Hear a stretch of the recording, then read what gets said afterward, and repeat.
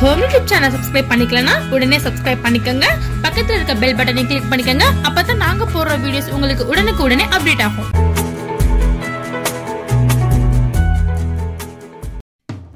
Friends வணக்கம்.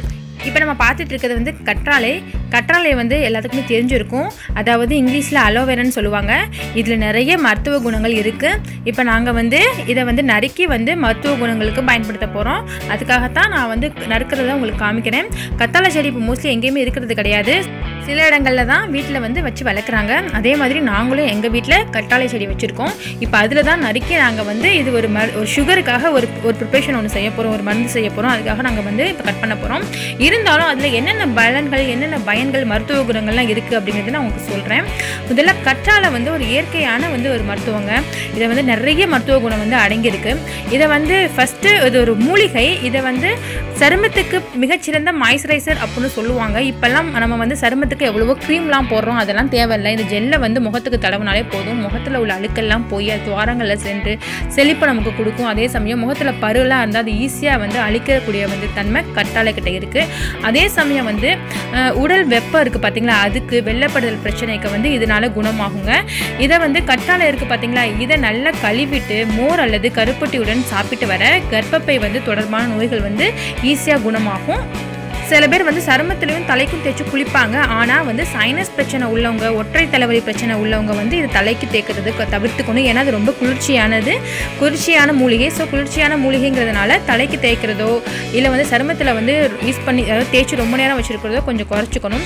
அப்புறம் இந்த ஜெல் இருக்குது பார்த்தீங்களா, இதை வந்து சுத்தமான நீரில் எப்போவுமே வாஷ் பண்ணும் போது 7 முறை வாஷ் பண்ணணும். இதுதான் கணக்கு. கற்றாழையை வாஷ் பண்ணுறது எப்போவுமே 7 முறை சுத்தம் பண்ணி அதுக்கப்புறம் தான் நம்ம யூஸ் பண்ணணும்.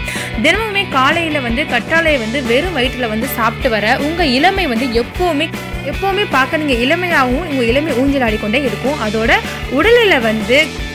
உடலில் கற்றாழையை பூசி குளிச்சா கஸ்தூரி மனம் வந்து வீசும். சருமம் வந்து வறண்டு போகாமல் எப்போவுமே ஈரப்பதத்துடன் நமக்கு ஜொலிக்கும். அதாவது பலன்னு இருக்குங்க.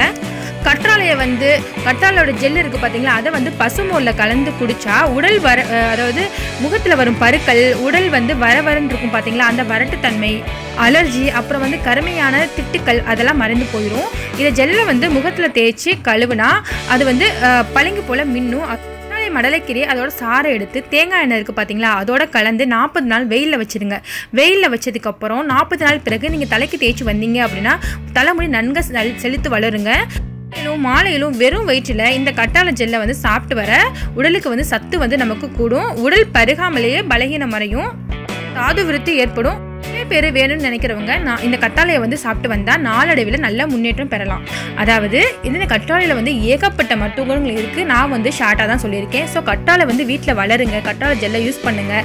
சைனஸ் ப்ராப்ளம் உள்ளவங்க அதாவது அதவங்களாம் கொஞ்சம் பார்த்து யூஸ் பண்ணிக்கோங்க. மற்றபடி நம்ம எல்லாருமே கற்றாழையை வந்து யூஸ் பண்ணிக்கலாம். இந்த வீடியோ உங்களுக்கு கண்டிப்பாக யூஸ்ஃபுல்லாக இருக்கும். கற்றாழையில் ஏகப்பட்ட பலன்கள் இருக்குது. யாருக்குமே தெரிஞ்சதுக்கு வாய்ப்பு கிடையாது. இப்போ யாரும் கற்றாழையை யூஸ் பண்ணுறதும் கிடையாது. ஆனால் இதை யூஸ் பண்ண இதில் நிறைய பலன்கள் இருக்குது. எல்லாமே இயற்கையானது தான். எதுவுமே செயற்கையானதோ சைடு எஃபெக்டோ நிறைஞ்சது கிடையவே கிடையாது. ஸோ கற்றாழையை யூஸ் பண்ணுங்கள், பயன்பெறுங்க.